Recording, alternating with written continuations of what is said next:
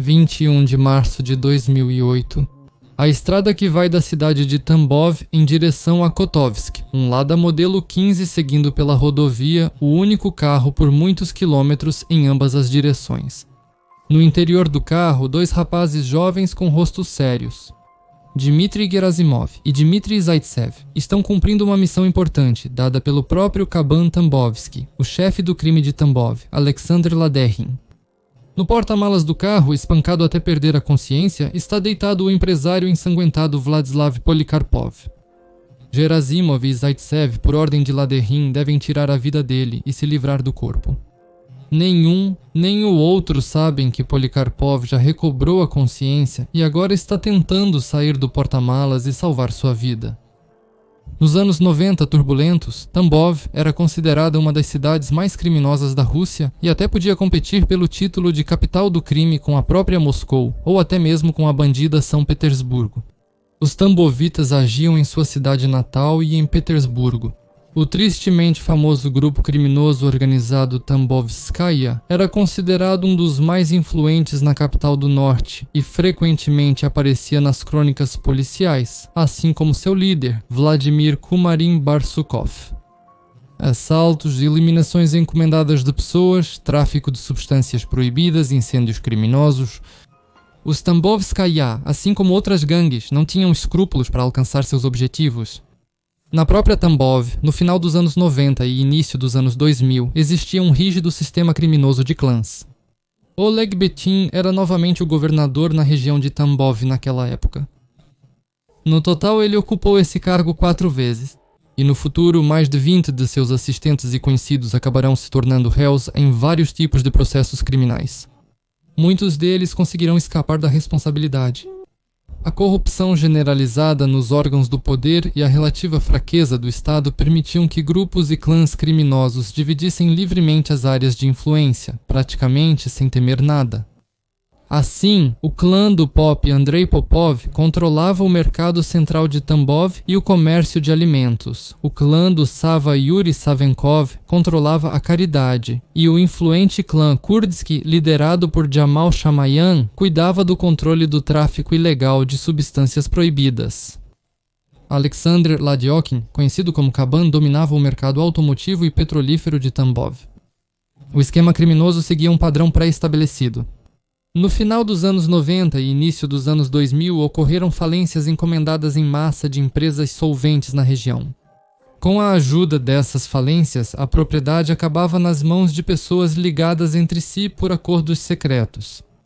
Esses eram acordos entre funcionários do governo, agentes das forças de segurança e líderes de grupos criminosos. Publicações analíticas relatavam que em Tambov o poder havia se fundido quase totalmente com o crime organizado. E era assim mesmo. Os bandidos se sentiam praticamente impunes, intocáveis pela lei. Não importava o que fizessem, tudo ficava por isso mesmo para eles.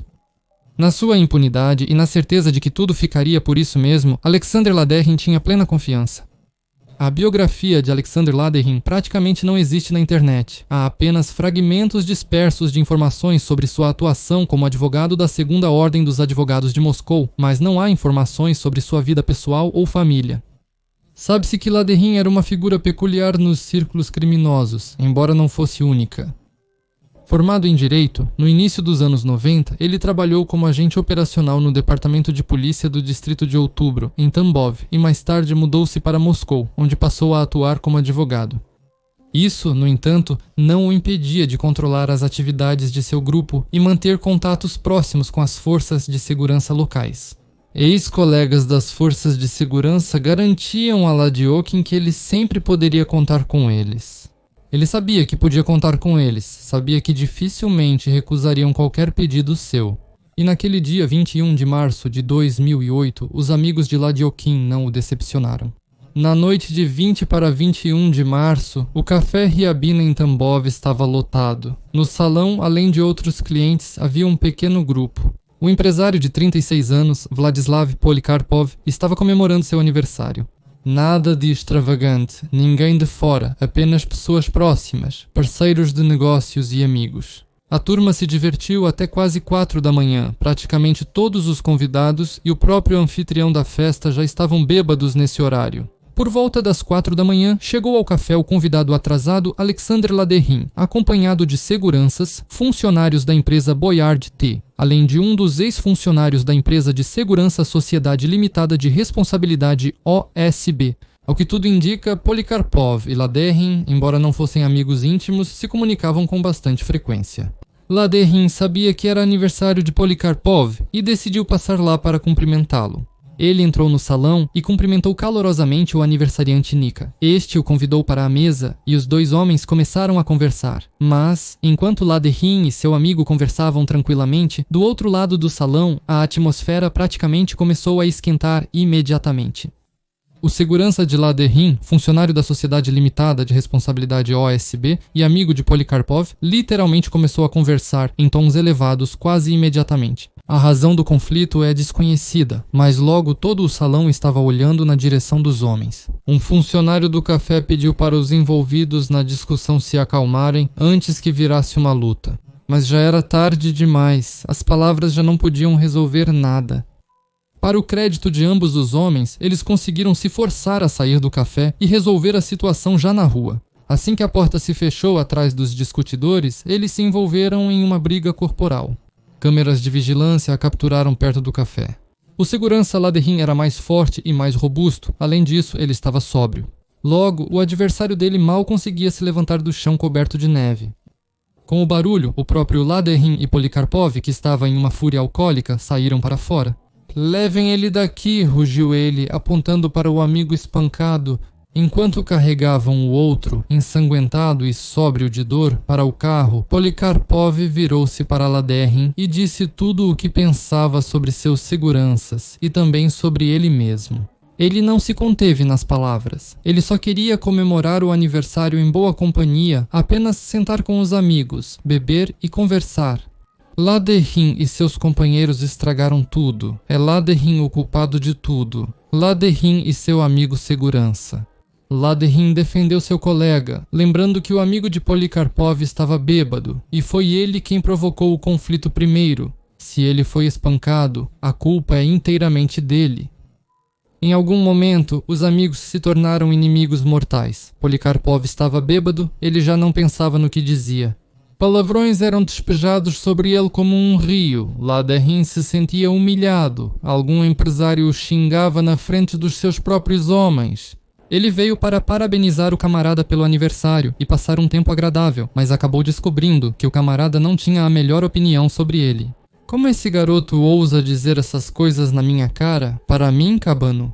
Laderrin ficou furioso, tudo escureceu diante dos seus olhos. Ele se virou para os seus homens e ordenou: "Vamos embora. E você?" Ele se virou para Polikarpov. "Tenha certeza, não deixarei isso assim. Você sabe com quem se meteu. Vai se arrepender." Polikarpov e sua turma bateram a porta ao voltar para o prédio, e Laderrin e seus amigos ficaram do lado de fora. Ele estava ardendo de vontade de punir o ofensor, mostrar a Polikarpov quem é que manda aqui, mas ele precisava de ajuda. Era preciso punir Polikarpov de um jeito que os outros também entendessem que não vale a pena atravessar o caminho do Kaban. Às 4h40, Ladiokin ligou para um de seus amigos, Evgueni Vereshchaguin, que trabalhava na polícia. Segundo as fontes, ele tinha um cargo de liderança. Na gravação de áudio da conversa, que mais tarde se tornará uma das provas do ocorrido, pode-se ouvir como, de forma emocional, Ladiokin implora para Genka enviar pessoas para ele. Na verdade, os materiais, tanto vídeos quanto gravações de áudio sobre os quais estamos falando, estarão no canal do Telegram Strashnoti. O link está abaixo do vídeo. "Me dê pessoas, mais rápido, especialistas, me dê pessoas, me dê." Ele repete isso várias vezes, intercalando os pedidos com palavrões. Com o mesmo pedido, ele se dirigiu a outro conhecido seu, Vadim Rojkov. Ladiokin não precisava apenas de mais algumas pessoas além das que já estavam com ele. Ele queria reunir um verdadeiro esquadrão de vingança. Apesar de ser cedo de manhã, ambos os amigos responderam ao pedido imediatamente. Já muito em breve, ao centro comercial Continente, localizado perto do café, chegaram algumas dezenas de pessoas em carros. Todos eram jovens, fortes, prontos para obedecer a Ladiokin sem questionar. O número exato de pessoas enviadas para Ladiokin como reforço é desconhecido. A câmera registrou cerca de 20 pessoas, mas, de acordo com testemunhas, havia pelo menos o dobro disso. Supõe-se que parte do reforço simplesmente não estava no campo de visão da câmera. Alguns simplesmente ficaram na rua para não permitir que Polikarpov e seus amigos fugissem. Entre os que vieram ajudar Ladiokin estavam Dmitry Gerasimov e Dmitry Zaitsev. São eles que desempenharão um dos papéis principais no que acontecerá a seguir. Os homens se aproximaram de Ladiokin para receber instruções. Ladiokin ainda estava agitado depois da discussão, e ao ver o reforço, essa agitação só aumentou. Sob seu comando havia um pequeno exército. Ele se sentia o todo-poderoso dono da situação, e os outros também precisavam entender isso. Ele chamou Gerasimov e Zaitsev para mais perto. As instruções eram claras: entrar, espancar os presentes sem poupar ninguém, inclusive Polikarpov, que deveria ser espancado antes de ser retirado do café. Se resistisse, deveriam arrastá-lo para fora. Ladiokin já havia planejado para ele um castigo especial e cruel. Para ele não importava que os outros clientes do café fossem apenas moradores da cidade que estavam ali por acaso para relaxar. Mesmo no grupo de Polikarpov, havia aqueles que não participaram do conflito de forma alguma, mas isso já não importava. Todos deveriam responder pelas ofensas a Ladiokin. O próprio Polikarpov deveria pagar com a vida. Gerasimov, Zaitsev e até outros caras que chegaram ao café não se incomodaram nem um pouco com essa ordem. Muitos desses chamados reforços de especialistas provavelmente já participaram de algo assim e não era nem de longe a primeira vez. Ambos os caras estavam prontos para sujar as mãos de sangue. Eles ouviram as instruções e assentiram. Vamos fazer. No carro estavam correntes e barras de metal especialmente reservadas para esse fim. A companhia que chegou até Ryabina sabia exatamente o que Ladiokin exigiria deles. Armados com correntes e barras de metal, os homens seguiram para o café e sem hesitar entraram. Eles foram direto para a mesa onde Polikarpov estava sentado. Ninguém escondia nem as armas nem suas intenções. Os visitantes notaram a multidão que apareceu de repente no salão, mas não conseguiram entender direito o que estava acontecendo.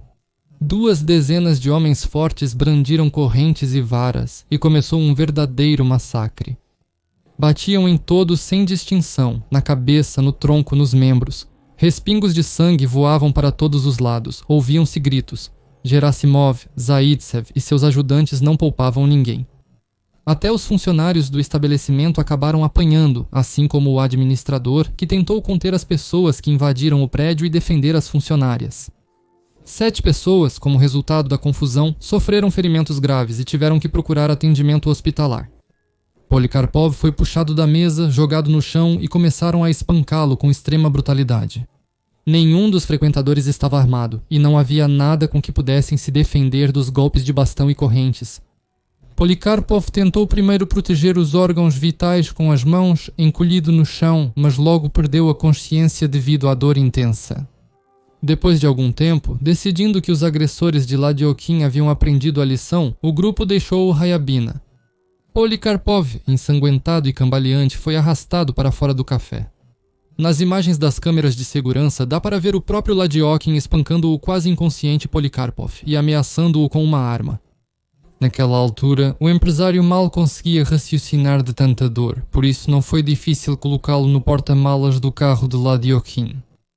Ladiokin não sentiu nenhum remorso ao olhar para o corpo inconsciente de seu ex-companheiro, que estava sendo colocado no porta-malas. Gerasimov e Zaitsev. Ele não se importava que, apenas 1 hora atrás, ele e Polikarpov estavam sentados à mesma mesa conversando sobre a vida. O rosto e a cabeça de Polikarpov estavam machucados, sangue pingava da boca dele. Mas para Ladiokin isso não era suficiente. Ele pretendia levar o assunto até o fim. Ele não se importava com as consequências. Não se importava que os clientes do café provavelmente sabiam a quem deviam o massacre sangrento que se desenrolava no prédio. Ele não se importava que, se Polikarpov não voltasse para casa, ele se tornaria o primeiro suspeito. Vladekin era um Kaban, uma autoridade criminosa. Ele tinha conexões, dinheiro e, além disso, uma carteira de advogado no bolso. Vladekin tinha certeza de que nada o ameaçava, nem mesmo por causar a morte de alguém. Do lado dele estavam a força e o poder. Ele se virou para Gerasimov e Zaitsev e deu uma ordem clara. Polikarpov deveria ser levado para fora da cidade e morto novamente. Era preciso se livrar do corpo sem deixar vestígios, relatar sobre a execução. Os demais assistentes foram dispensados. Quando os carros se afastaram do café, Laderin ligou novamente para seus amigos Vereshchagin e Roskhov. Na gravação de áudio da conversa, sua voz soa muito mais calma. Ele está satisfeito e repete várias vezes: "Obrigado, irmão. Nunca vou esquecer. Vou te dever isso para a vida toda." Eram 5h40 da manhã de 1º de março de 2008.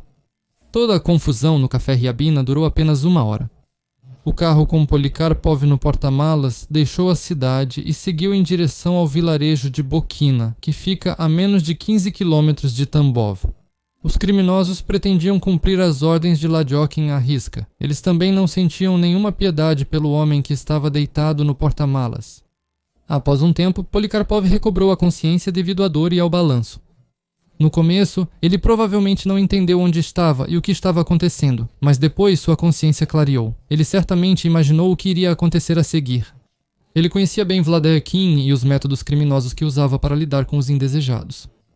As pessoas eram enterradas em cimento, jogadas em valas, queimadas e fuziladas. Os anos 2000 foram, em diversos aspectos, mais cruéis que os anos 90, sendo o ano mais criminoso registrado nessa década, e não na anterior. E os métodos não desapareceram. O carro estava andando em uma velocidade considerável pela estrada, mas logo entrou em uma estrada de terra. A velocidade diminuiu um pouco, a trepidação aumentou e o carro começou a andar por um terreno acidentado. Essa poderia ser a única chance para Polikarpov, a única chance de salvação. Ele entendia que, assim que o carro parasse, ele não teria mais como escapar. Ele empurrou a porta do porta-malas e ela se abriu, sem prestar atenção à dor na cabeça. Após a morte, será constatado que ele sofreu um grave traumatismo craniano e ossos quebrados. Polikarpov se forçou a se levantar e rolar pela borda, arriscando cair debaixo das rodas. Seu corpo machucado caiu na neve e rolou sobre ela. Enquanto Polikarpov reunia forças para se levantar, o carro parou de repente. Gerasimov e Zaitsev ouviram e viram pelo espelho retrovisor como o porta-malas do carro se abriu. Eles entenderam que a vítima, espancada quase até a morte, com ossos quebrados, mesmo assim tentava fugir. Polikarpov conseguiu se levantar, mas não conseguiu ir muito longe. O empresário não tinha chance. 2 homens fortes o alcançaram e o derrubaram na neve. Polikarpov foi novamente espancado com chutes, perdendo a consciência quase imediatamente. O espancamento não durou muito tempo. Então o empresário foi colocado dentro do carro e o veículo partiu. Faltava pouco. Logo, o carro parou na região de uma aldeia, em um campo, perto do rio Tsna, a meio quilômetro da estrada que leva a Kotovsk. Era cedo de manhã e ainda estava escuro. Gerasimov e Zaitsev arrastaram Polikarpov para fora do carro. O empresário, praticamente inconsciente, foi esfaqueado 8 vezes no peito, no abdômen e no pescoço. De acordo com outras informações, Gerasimov desferiu 16 golpes que causaram ferimentos. A vítima não conseguiu pedir ajuda, Polikarpov perdeu a consciência rapidamente e morreu devido aos ferimentos. Quando ficou claro que o serviço estava feito, Gerasimov e Zaitsev esconderam o corpo do empresário em um campo cobrindo-o com galhos. Eles pretendiam se livrar do corpo, como Laderin havia ordenado, mas não tinham ferramentas com eles. Foi decidido voltar para a cidade, pegar paz e retornar ao local do crime para enterrar o corpo. Já à noite, foi isso que fizeram. Enterraram o corpo na terra congelada, no meio de um campo deserto. O buraco que os criminosos cavaram acabou ficando muito curto e, então, para que o corpo congelado do empresário coubesse nele, Gerasimov pulou em cima dele. O trabalho foi feito. Ladiokin, que literalmente naquele mesmo dia deixou Tambov e voltou para Moscou, foi informado de que Polikarpov havia sido eliminado. Naquela altura, toda a cidade já sabia do incidente e a mídia federal falava sobre ele. Só no canal RTR foram exibidas mais de 10 reportagens sobre o massacre no Café Ryabina. Falava-se sobre o arbítrio criminoso. Vladislav Polikarpov não voltou para casa depois que foi levado de carro do café, e a investigação imediatamente presumiu que ele estava morto. Ao mesmo tempo, descobriu-se que o mandante da agressão contra Laderin já não estava mais na cidade de Sredstevia. Após análise das gravações das câmeras de vigilância, os agressores começaram a ser detidos sucessivamente. Mnogui, Razimov e Zaitsev permaneceram em liberdade por algum tempo. O caso ganhava cada vez mais repercussão. A opinião pública ficou indignada com o próprio fato ocorrido e exigia punir o responsável, que por causa de suas relações pessoais hostis, ordenou espancar dezenas de pessoas inocentes e sequestrar, ou talvez até tirar a vida de uma pessoa. A cidade foi invadida por jornalistas, autoridades e chefes dos órgãos de segurança, que até ontem afirmavam que a situação criminosa na cidade não era motivo de preocupação.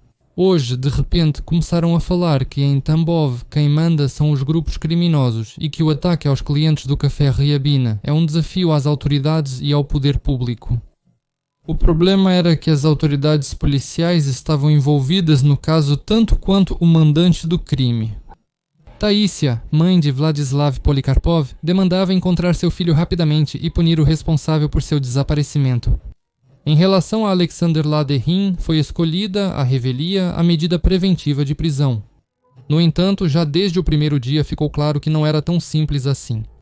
Como se descobriu, Laderin, que havia deixado a cidade, não pôde ser detido. Ele era advogado da Segunda Câmara de Advogados de Moscou e possuía imunidade advocatícia.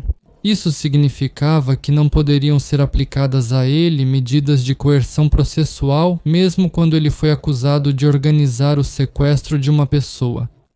Ladiokin entendia isso perfeitamente. Ao mesmo tempo, ele sabia que continuaria sendo advogado por muito pouco tempo, que mais cedo ou mais tarde perderia seu título. De qualquer forma, ele teria que ir para o centro de detenção provisória. Talvez isso aconteça depois que encontrarem o corpo de Polikarpov, ou talvez até antes disso. De qualquer forma, ele tinha pouco tempo, não podia deixar de aproveitar a chance de escapar da responsabilidade, e foi exatamente isso que fez, fugindo da Rússia para a Alemanha. Ladiokin foi colocado na lista de procurados em toda a Rússia após ser privado do título de advogado por decisão do Tribunal do Distrito de Oktyabrski, em Tambov. Isso aconteceu no final de abril de 2008, mas já era tarde demais. Há informações de que Ladiokin esteve em Tambov, mesmo depois de ter sido privado do título de advogado. A polícia sabia disso, mas Ladiokin não foi detido. A atenção ao caso, no entanto, não diminuiu. No dia 4 de maio, a liderança do Congresso Civil da região de Tambov recorreu ao Procurador-Geral da Rússia exigindo uma investigação completa sobre o desaparecimento e possível morte de Vladislav Polikarpov. Durante toda a investigação, a busca estava focada em Polikarpov, presumindo que ele provavelmente já estivesse morto. No entanto, logo aconteceu algo inesperado. A viúva do empresário afirmou que Vladislav havia lhe telefonado recentemente, dizendo estar bem e que tudo estava certo com ele. É verdade, acrescentou ela, que ele não conta onde está nem o que aconteceu com ele. Mas meu marido está vivo, repetia ela várias vezes para os parentes e investigadores. Eu falei com ele, não posso estar enganada.